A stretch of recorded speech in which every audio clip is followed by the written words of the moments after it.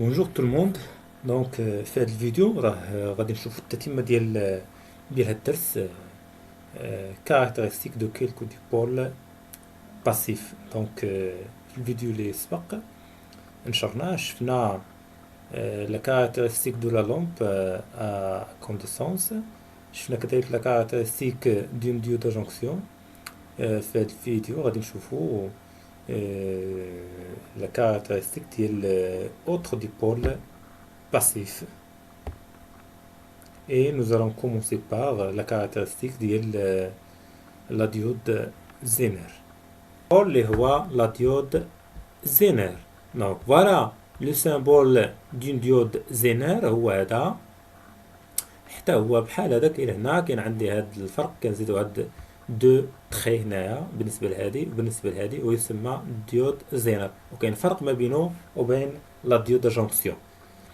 دونك on répète ou bien refaire on va refaire la même expérience en remplaçant la diode à jonction par la diode Zener. D'accord? Donc on refait les mêmes étapes comme précédemment et on trouve ce tableau de mesure. Donc comme vous voyez, les valeurs de la tension aux bornes de la diode Zener varient entre moins 7,1 et 0,9. Donc comme précédemment, il y a des valeurs négatives et des valeurs positives bien sûr. Pourquoi? Parce que كنشدو هذاك لا ديود وكنقلبوه في الدارة الكهربائية. نفس الشيء بالنسبة لشدة التيار. لاحظت هنا على عكس الحالة السابقة، فكاينين عندي دي فالور نيجاتيف وكاينين دي فالور بوزيتيف.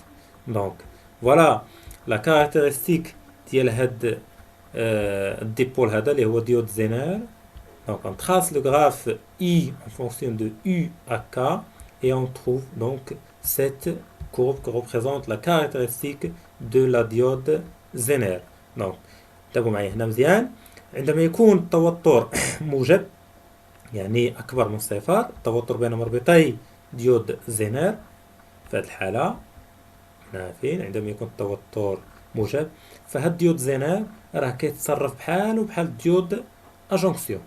ديود زينر بحالو بحال ديود أجونكسيون. لاحظتوا هنا، فعندما نرفع التوتر الكهربائي كتبقى شدة التيار كتساوي صفر حتى كنوصل لواحد القيمة ديال التوتر اللي هي يو اس، اللي كتبدا كيبدا كيمر عندي تيار كهربائي في الدارة الكهربائية. هاد التوتر حتى هو كنسموه طونسيون سوي، كنرمزو له ب يو اس. دونك في هاد الحالة عندما يكون التوتر بين مربطي صمام زينر، صمام الثنائي زينر ولا ديود زينر بوزيتيف، فلا ديود زينر راه بحالو بحال ديود اجونكسيون، ما كيسمح بمرور التيار الكهربائي الا عندما تتجاوز قيمة التوتر بين مربطيه قيمة معينة كنسموها طونسيون سوي. بنشوفوا العكس عندما يكون التوتر بين مربطيه سالب، يعني ملي كنقلبوا الربط ديال هاد الصمام هذا لا ديود زينر. دونك هنا كما تلاحظون نقوم برفع قيمة التوتر الكهربائي. دائما شدة التيار كتبقى منعدمة تساوي صفر حتى كنوصل لواحد القيمة معينة اللي كنلاحظوا بأن هناك مرور للتيار الكهربائي في الدارة الكهربائية. هاد القيمة اللي كنوصلوا لها وكيعود هاد الصمام يسمح بمرور التيار الكهربائي كنسموها طونسيون زينر وكنرمزوا لها ب يو زد. دونك لاحظتوا كاين فرق ما بين لا ديود جونكسيون ولا ديود زينر. هاد لا ديود زينر فكيسمح بمرور التيار الكهربائي في المنحيين، لكن بشرط في المنحى المباشر يعني دون لا بولاريزاسيون ديريكت، فكيسمح بمرور التيار الكهربائي عندما تتجاوز قيمة التوتر هاد يو اس، وفي المنحى المعاكس يعني دون pour une polarisation en sens inverse راه كيسمح بمرور التيار الكهربائي عندما تتجاوز شدة التيار واحد القيمة معينة كنسموها طونسيون زينر كنرمزو لها ب يو زد.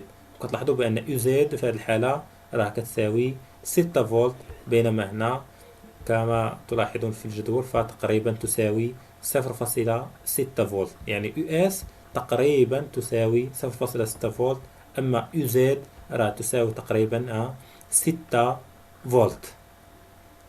إذن هاد لا كارactéristique ديال لا ديود زينر راه passe par l'origine, ce qui indique que ce dipôle est un dipôle passif, n'est pas symétrique، ماشي متماثلين بالنسبة للأصل المعلم، ce qui indique que ces deux bornes ne sont pas identiques، يعني هاد لا بورن A راه ماشي بحال لا بورن K، نفس الشيء هاد لا كارactéristique n'est pas linéaire.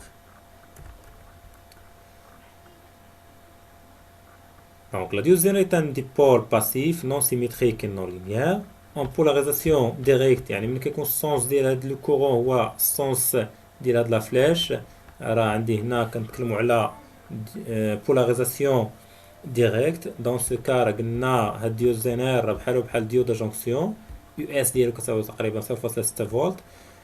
ملي كيكون عندي polarisation inverse يعني التيار كيمر في المنحى المعاكس لهذا السهم، لا ديود زينر دوفيان كونديكتريس، يعني كيعود يسمح مرور التيار الكهربائي ملي كتجاوز يعني شد قيمة التوتر الكهربائي، واحد القيمة معينة كنسموها طونسيون زينر، كنرمزو لها بيو زد، في الحالة ديالنا كتساوي تقريبا 6 فولت. La diode Zener est utilisée en polarisation inverse pour stabiliser la tension.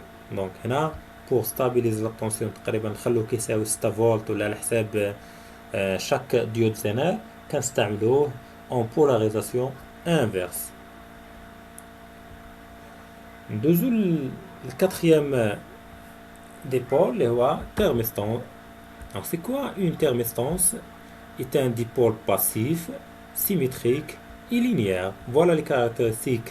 Voyons la caractéristique d'une thermistance. لاحظتوا هنا les caractéristiques اللي عندنا راه en fonction de la température. Donc خدينا مثلا هذه، فهاد la caractéristique elle est linéaire, passe par l'origine et symétrique. حنا ما درناش في الحالة يعني ما قمناش ما عكسناش الربط ديال هاد التيرميستونس هادي، ولكن اللي عكسنا راه كنلقاوه سيميتريك بارابور ا لاكس دو روبير. دونك لا تيرميستونس سي ان ديبول باسيف، يعني المميزه ديالها كتمر من اصل المعلم. التوتر بين مربطيها عندما تكون خارج الدائره الكهربائيه كيساوي صفر. الي سيميتريك يعني لي دو بورن ديالها هذا وهذا راه كيكونوا بين هذا ولا هذا كلهم راه سون دي تيرميستونس، راه هاد لي دو بورن راه بحال متماثلين. اي لينيير. شنو هي لا تيرميستونس ولا شنو الدور ديالها؟ دونك لا ريزيستونس ديال هاد لا تيرميستونس ال ديبون دو لا تمبيراتور. ملي كتغير لا تمبيراتور كتغير لا ريزيستونس ديالها. دونك et on distingue deux types. كاينه لا تيرميستونس à coefficient de température positif CTP، وكاينه لا تيرميستونس à coefficient de température négatif. معنى هاد التيرميستونس à coefficient de température positif CTP يعني انه مني كترتفع درجة الحرارة فلا ريزيستونس كترتفع، لا ريزيستونس اوغمونت كون لا تمبيراتور اوغمونت. يعني كل ما رفعتي من درجة الحرارة كل ما كتسمحش لنا بمرور التيار الكهربائي. كل ما رفعنا في درجة الحرارة كل ما شدة التيار اللي كيمر في الدارة كيتم غادي وكينقص. على عكس لا تيرميستونس كوفيسيون دو تمبيراتور نيجاتيف، فلا ريزيستونس ديالها يعني النوع الثاني سي تي ان، لا ريزيستونس في هذه الحالة كتنقص كل ما رفعتي درجة الحرارة. كل ما رفعنا درجة الحرارة لا ريزيستونس كتم غادية وكتنقص. هي اللي عندي في بالنسبة لهذا التمثيل. فلا خدينا مثلا هنا 2 فولت، كتلاحظوا بأن هنا شدة التيار غنلقاوها هاد القيمة هادي. إلا جينا لهاد عند 100 دوغري سي كنلقاو شدة التيار هنا، جينا عند 150 كنلقاو شدة التيار هنا. إذا كل ما ارتفعت درجة الحرارة كل ما شدة التيار كترتفع. مفهوم؟ يعني معنى ارتفاع شدة التيار يعني أن المقاومة ديال هاد الديبول هذا اللي هو التيرميستونس غادية وكتنقص.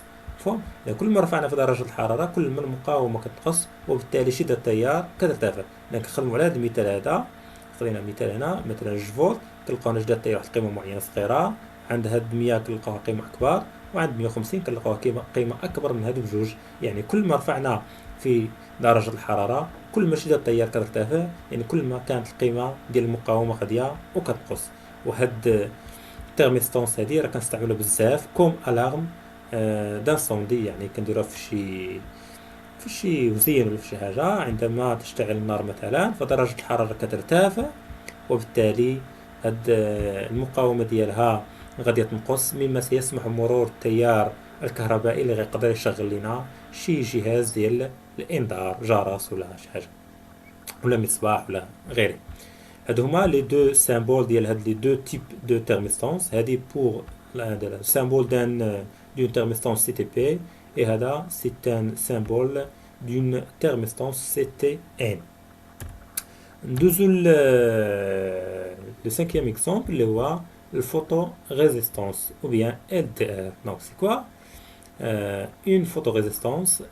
La photorésistance est un dipôle passif. Voilà la caractéristique ديالو كتمر من اصل المعلم، دونك il est passif، يعني التوتر بين مربطيه كيكون كيساوي صفر عندما تكون خارج دائرة كهربائية. il est symétrique، يعني الا كملنا يعني قياسات وقلبنا الربط ديال هاد ثنائي القطب غنلقاو هاد لا كاركتيرستيك راها سيميتريك بارابور هاد لوريجين هذا. il est linéaire. اشنو الدور ديالها؟ هاد la photorésistance il agit comme un conducteur ohmique dont sa résistance change avec le changement de l'intensité de la lumière. donc la résistance ديال هاد التيرميستونس هادي كتغير بتغير درجة الضوء. كل ما تزاد شدة الضوء كل ما كتغير قيمة المقاومة ديالها. نشوفوا هاد الحالة اللي عندي هنا مثلا، الا خدينا التوتر هاد 10، ملي كيكون ليكليغاج فابل عندنا واحد القيمة ديال شدة التيار صغيرة، ولكن ملي كتكون ليكليغاج فور كنلقاو قيمة شدة التيار كبيرة. يعني عندما نضيء هاد الفوتوريزيستونس، ملي كنضووها بواحد المصباح ولا شي حاجة فتسمح بمرور التيار الشدة ديالو كبار من الشدة ديالو الا كان عندي الظلام. يعني هاد المقاومة ديالها راه نقصات عندما نضيء هذه الفوتوريزيستونس. دونك عندما نضيء هاد الفوتوريزيستونس فتسمح بمرور تيار كهربائي ديالو شدته أكبر بكثير بالمقارنة مع هذه الحالة عندما يكون الظلام. إذا المقاومة